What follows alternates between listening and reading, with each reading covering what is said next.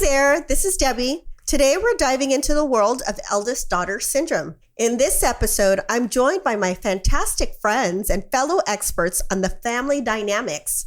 Lana, Tammy. We're unpacking the unique pressures and challenges faced by eldest daughters, from being second parent to dealing with high expectations and the emotional weight of it all. We'll share our own stories, swap advice, and explore how to support and empower these incredible but often overwhelming firstborns. Hi, ladies. Thanks for joining me. Did you guys know that there is an eldest daughter syndrome called EDS? And it talks about how the order that you were born could actually affect your psychology and kind of the traits that you carry going forward. I did not know that, but as I was reading some of these signs of if I have EDS, and I'm like, oh my gosh, yes, I do. Like a strong sense of responsibility, right? I feel like I need to be in control all the time. Other ones is like perfectionism. It's like, yeah, a lot of these things I didn't realize made sense with our birth order. Yes, I agree. And I mean, I've heard of it. Like, I've been known to get called bossy. And I feel that's a nicer term that I've been called something else. So, I mean, Lana, can you tell me a little bit about your background, just to kind of give our listeners kind of an idea of like the background and the order that you come from? Because obviously you're the eldest daughter. Are you also the firstborn? I'm the firstborn as well. So I have two other siblings, a younger sister and then the youngest brother. Got it. Yeah. So growing up, I think was a little different. Not that my parents put pressure on me, but it's always like, oh, you need to lead by example. You need to share your toys. You need to do this. You need to do that. It was always like me, right? And like I don't think I realized it until I got older, and I was just like, oh, I'm just used to it. Like I have to be this way. And I think a lot of that made me grow up differently and not like as nurturing or sensitive like my siblings are, which is like nothing wrong to them, but it's just always like, you are the oldest, you need to be like a certain way and like lead by example, and like kind of like you don't have time for these emotions, stop crying, like get over it, move on. Got it. Yeah. Got it. And Tammy, what's the order in your growing up? Because you aren't the firstborn, but you are the eldest daughter. Correct. So we're a sibling of three. So my brother was the firstborn. I'm the middle child, and I have a younger sister. But I felt growing up, or even anybody who knew my brother, he was just very lax and easygoing and social. And he actually probably didn't take on the role of being the eldest. So I guess I felt like it was my duty to take on the role for my sister. Got it. And so it's interesting because we're coming from a sibling of three. Mm-hmm. I'm the same. I'm same situation as Lana. I'm the firstborn and eldest daughter. It then goes my sister, and then my brother's the youngest. So I just, in a way, it sucked being the oldest, because it was always like, you are in charge and you need to make sure everything is okay. If they did something, I also got in trouble. Yeah. Regardless if I was like involved or not. Mm-hmm. It was more of like, you're the oldest, you should know, like you should be watching them. Mm-hmm. So it would, to me, it would suck. Yeah. I think if I was to choose the birth order, I'd be the youngest. The youngest have it the most chill. Like, oh, okay. You know, whether brother or sister, oh, you know, they're the youngest, they're the baby. And then they just get tired, right? Yeah. Like parents generally just by the time the third one, it's like, okay, you just, as long as you don't. You're more lax. Yeah. Yes. With the third child. I agree. Yes. So I do so here's a couple of signs that you might have EDS. You have like you mentioned, strong sense of responsibility, feeling a need for control, perfectionist. One of the things that I wanted to explore is carrying the heavy weight of parents' expectations, struggling with same age relationships, feeling resentment towards family, parents, and siblings, always putting others before themselves, people-pleasing behaviors, anxiety and depression. So some of these really stand out for me because I think that definitely I see like very common, as you mentioned, Lana, being a perfectionist, wanting a feeling of need for control. Tammy, do you see some of that as well with you? Oh, absolutely. So it's also feeling the need of control, parents' expectation, not so much perfectism, but more so as always putting others before myself. And I'm a people-pleasing behaviors. Got it. Yeah. Two things, always putting others before themselves and people-pleasing behaviors. I don't feel like I have those tendencies either. I do feel like putting others before themselves. I do find like a lot of times I give in for others and I just deal with like whatever is left. That's just the norm for me. I think I do have some people-pleasing behavior, but that's probably not the top of the list. It's a lot of it is control. Like if I don't have a control over something, it just kind of, maybe that's where my anxiety kicks in. Oh yeah, that makes sense too. Like if you don't have control or you're not perfect, there it goes. That anxiety does kick in. Go. Yeah. Okay, we take it back. Yes. Yeah. And definitely there's a heavy weight of parent expectations. I think for me growing up, it was really relevant in the sense that, always watching the younger ones, making sure that they ate, making sure that things were clean before my parents came home, because both parents worked. So I needed to, I had those set of responsibilities that I felt that I had to take on. As I got older, I feel like that continues in like thinking about as my parents are older, who's going to, be with them, care for them. If they have any questions, a lot of times that they do. I mean, they do go to my siblings, but I think a lot of that, I feel like that burden. Mm-hmm.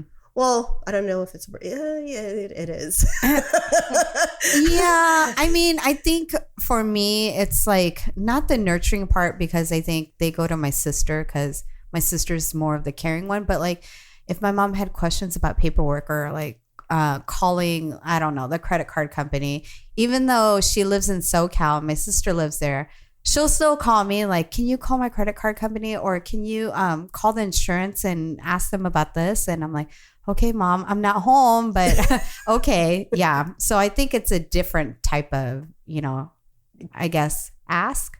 From you. Yeah. Yes. And you, Tammy? It's the same. So it's like filling out forms. My parents would come to me.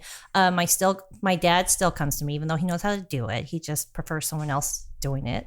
Making his hotel reservations for him. Mm-hmm. He's like, "Oh, you just speak better English." I'm like, "Dad, come on. You've been at this hotel a lot of times. He's, "Oh, you just make it better." And I'm like, okay, I'll do it. Or just to do like reread or proofread his stuff. If he's filling out certain forms for like the government, he just wants to have us proofread it just to make sure he's filling it out correctly. Yeah.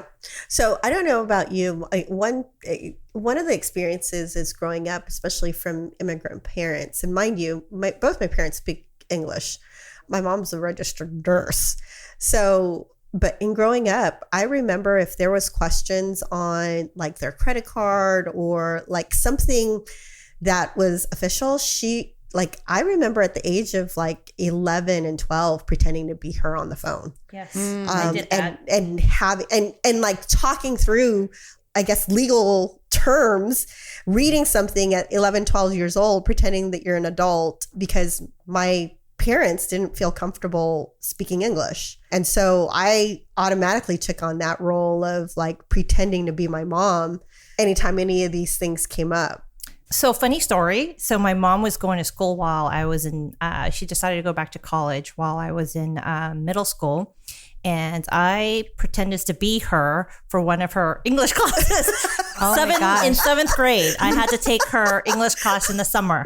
Oh my God. And she's like, "I'll pay you. Just pretend you're me. Take my class, write my papers and everything." And my mom never paid me after that. But I did pass her class. Wow. And why did she do that? I think because she felt she wasn't confident with her English, even though she speaks English and she can write it. I think for her, she just wasn't confident in taking the class. So she had me, her 7th grade daughter. Take her summer class. That's funny. How about you, Lana? Did you experience any of that? So my dad spoke English pretty well. I mean, when he migrated over here, he went to college and like took courses and everything while we were growing up. So I didn't have to do any of that. But like after he passed away, then, you know, my mom like relied on me to like, you know, call companies or fill out paperwork for her because she's not very strong in that. So I'm doing it more now so than when I was growing up. I see. Yeah. I mean, I still do it now. I mean, my mom, she just, and it's not that she can't do it. She just doesn't want to do it. And so it's an effort for her, right? It doesn't come easily. Yeah. And so she's just like, here you go, you take care of it. And I think a lot of that has to do with the fact that I'm the eldest daughter and she just gave me that responsibility.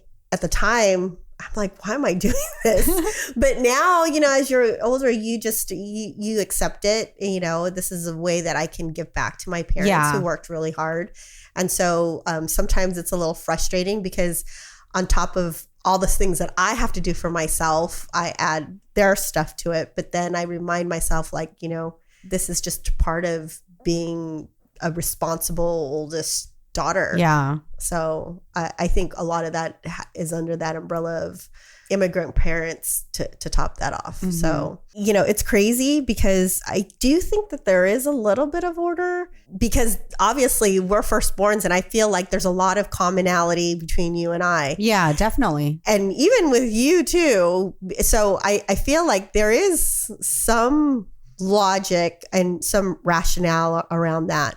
Now, one of the things on parental influence, how did your parents' expectations and treatment of you as an eldest daughter affect your relationship with them? I felt sometimes that it wasn't fair. Oh, yeah. I think they were harder on, well, for me, I feel like they were harder on me. Just like things in general, like, you know, going to college, right? Okay, you're the first one to go to college. I'm like, okay, I'm done with college. My dad's like, okay, go get your master's. But why? Because you can do it. Just go.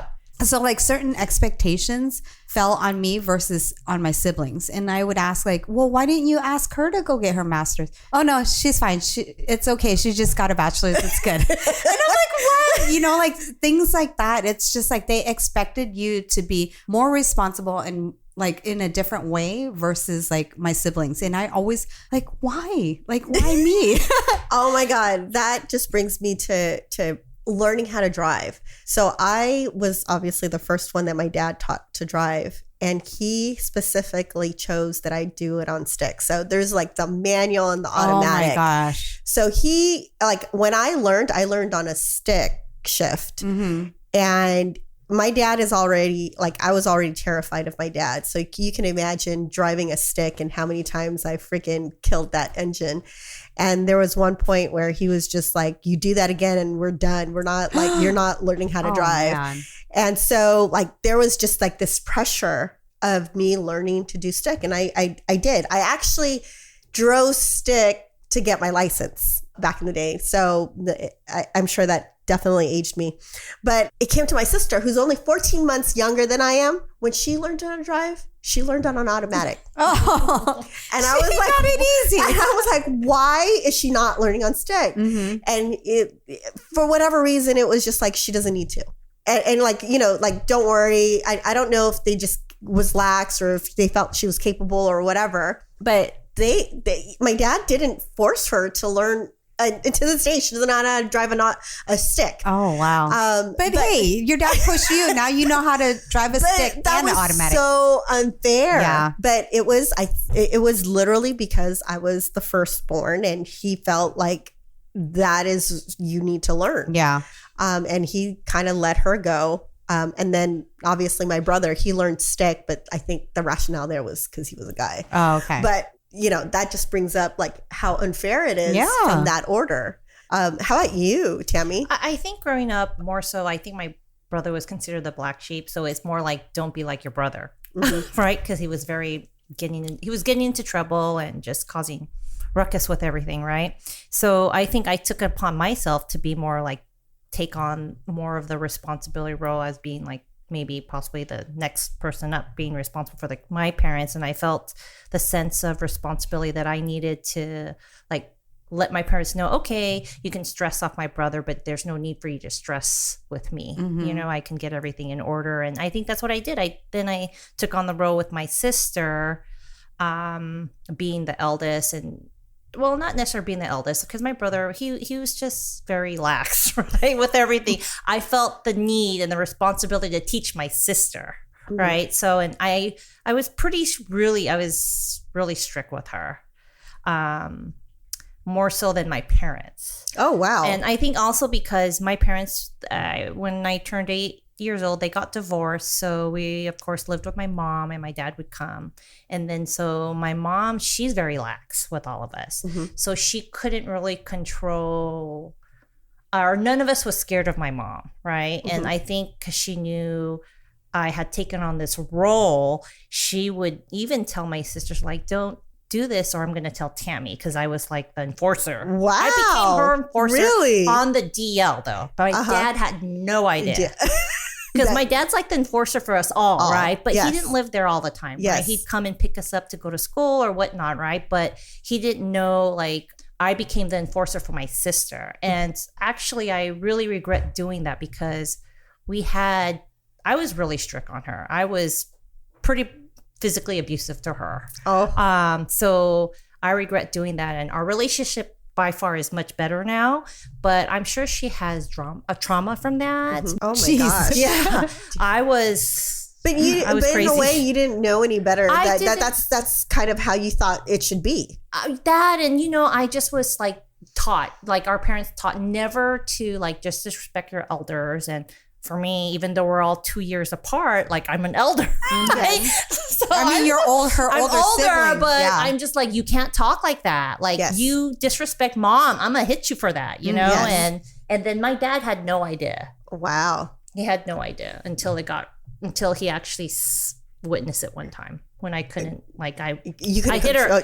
I hit her because she talked back. And you're like, no. Yes. And you're like, I'm not going to let this go just because dad's Yes. And my dad was, he was like. He's like, what is going on here? Upset, and he's like, you know, you're not the parent. And I get it. But then I was a teenager then, so I was stubborn. I was like, well, you're not here. And it was just chaotic, you know? And thinking back, I shouldn't have taken that role. I do regret it. And I really shouldn't have abused my sister. That wasn't my place. Yeah, but you know, at the time you're young. Yeah. You didn't know. You just thought I need to step in. And I wished my brother would have intervened too, because he is the eldest. Yeah.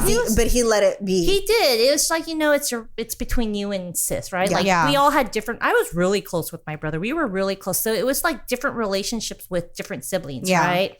But he never intervened and said, "Hey, sis, chill." Like that's not your job. But I took it upon myself as it was my duty to do that for my sister, to try to teach her the way of not messing up.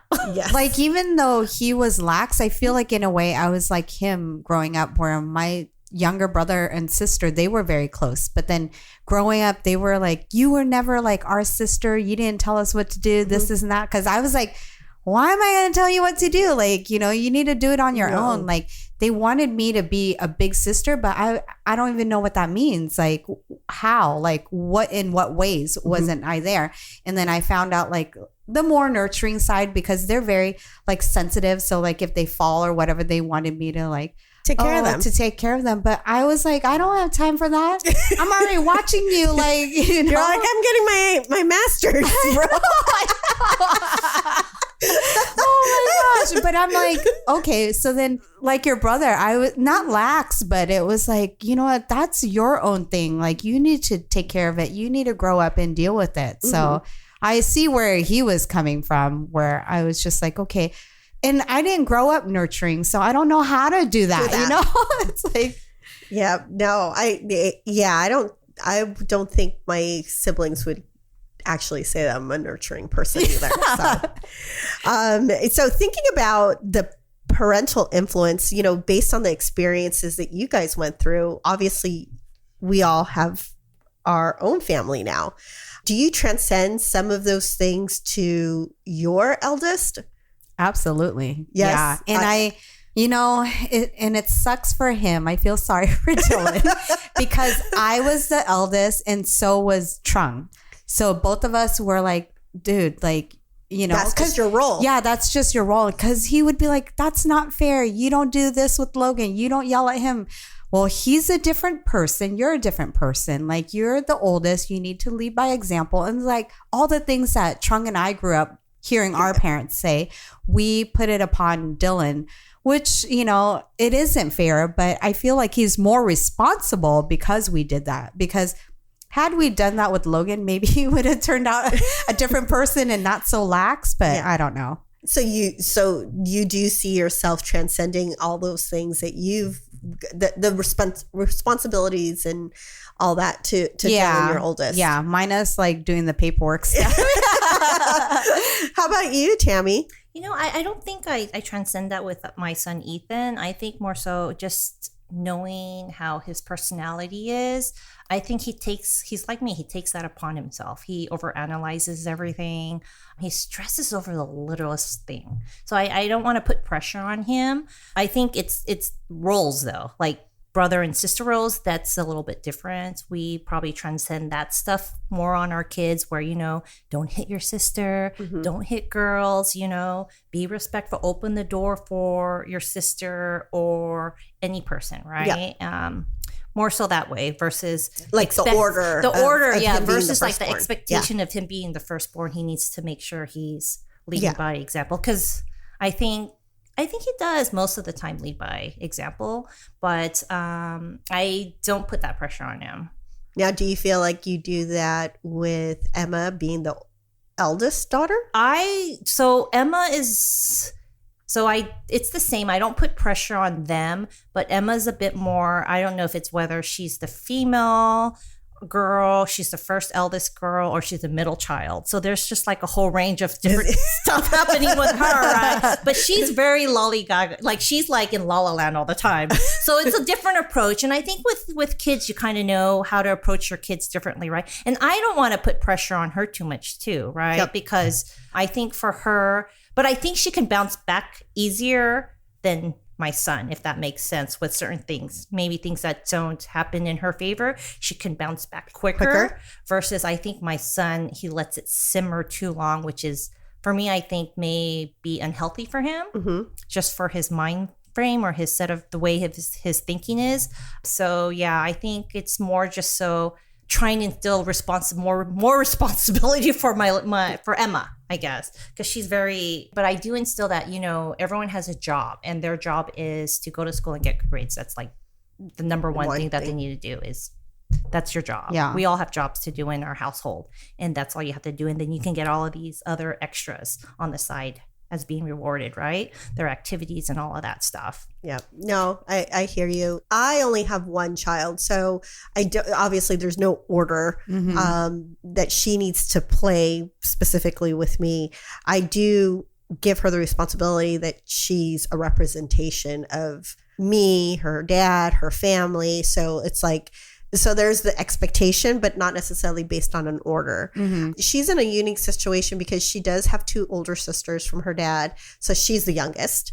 And then from my husband, Peter, she's actually the oldest. And then she has two younger siblings because he has two kids. And so she actually plays those different order roles. Yeah. And I think she takes it seriously, at least, from what I see with her being the oldest with Peter and his two kids, where she knows she's the oldest. They look up to her. And so I just remind her, and Peter reminds her that, she's the oldest sister. So to lead again by example. So she has a unique situation. But from my perspective, very similar to you, because there's no order, I just have a expectation of her regardless. But I do think that I do transcend an order because I have a niece, Alexis, and I remind her all the time that she's the oldest amongst, her cousins. And so I do see myself putting a little pressure on her because she is older. She is the oldest. So it's interesting because there's some benefits of being the oldest and not so benefits. Yeah. Right. What was the benefit of being an older child? Do you guys have any? Well, I don't know. Like growing up, I thought of the benefit until like I got older and had my own kids. Like it like made me who I am, like being responsible, like, okay, fine, controlling too. But, you know, it really helped my life as like a mom and like, you know, as a parent and everything. I think that I feel grateful for. But at the time growing up, I don't think I looked at it that way. I think being responsible, some people think it's, you know, a good thing and some people don't. Like it's their perception, right? But for me, I think it made me who I am. So I am grateful for that. Yeah. Yeah. No, I agree with Lana. I think just taking the role that I did when I was younger, it made me who I am today. And then I am responsible, but I've learned. I learned some things not to make, right? Everyone learns from their mistakes too, right?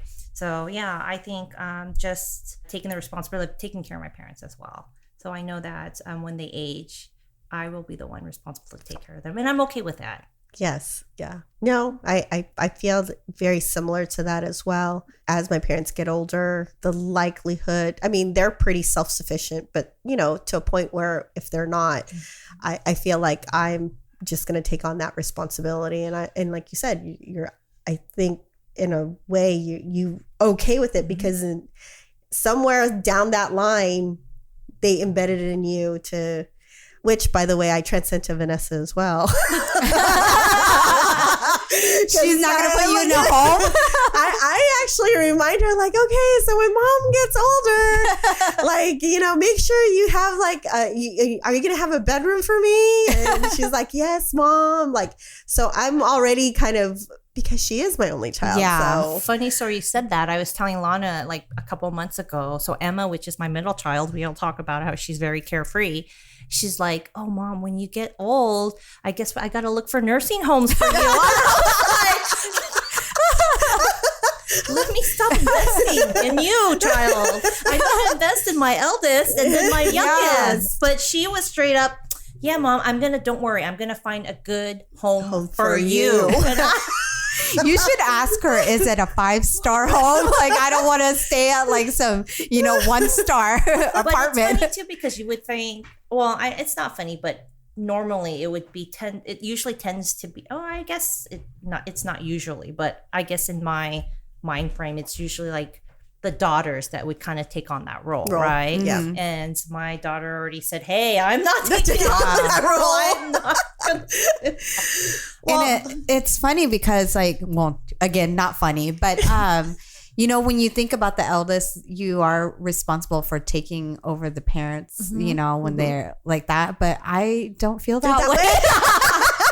And it's, you know, my poor sister, because she is like the caring, nurturing one. She would be the one. And I would be like, okay, if you really need me to, I'll come. I'll help. Yeah. And like, I'll pay for whatever. But, you know, it's just like, I never have that drive in me to be like, here's my home. Here's a space for you, right? Yeah. Where like my husband, he's like, oh, you know, if my parents get older, we're going to be the one. And I'm like, oh, really? You know? Well, your husband is again the oldest, right? In his family, so he feels like that's his responsibility. So there's my disconnect between the two of you. Like, I don't have that, you know, that in my head where I'm like, okay, where it's like, I'll pay for everything. Like, just tell me how much it is. I'll pay for it. Yes. No. I mean, just to close out, reflecting on your own upbringing, are there things you wish your parents had done differently in their approach to your role as the eldest daughter? For me, it would definitely be, I guess, my mother putting that responsibility on me, trying to teach my younger sister. Yeah, that would be a big regret for that. Well, had my dad been involved, it would have been a different story, right? But again, we kept it on the deal with my dad, so he didn't know. I think for me, I wish I was a little bit more nurturing, you know? I think it would have been a little slightly different. I think I would have been a lot closer to my sister and brother growing up. Not that I'm not close to them, but it was just like a different closeness. Yes. Yeah. Yeah, I agree with you. I think I probably missed that nurturing button. I just didn't. And so not that we're not close, but it's different. Yeah. So yeah, that would be one thing that maybe my parents didn't put so much responsibility on me that I could enjoy, in a way, being the eldest. Yeah. Versus being like more thinking about like the responsibilities and not necessarily enjoying like being a sibling. Yeah. So, but yeah, no, this is really interesting. This ESD is not an official mental health diagnosis, but I do find it interesting because there's definitely some truth to this eldest daughter syndrome. Yeah. You know what we need to do? We need to pull the youngest kids and have them talk about how it is being the youngest. Yeah. Tammy's shaking her head like, no. Well, thank you guys for joining me and speaking a little bit about your role as the eldest daughter syndrome. Thank you. Thank you for having us.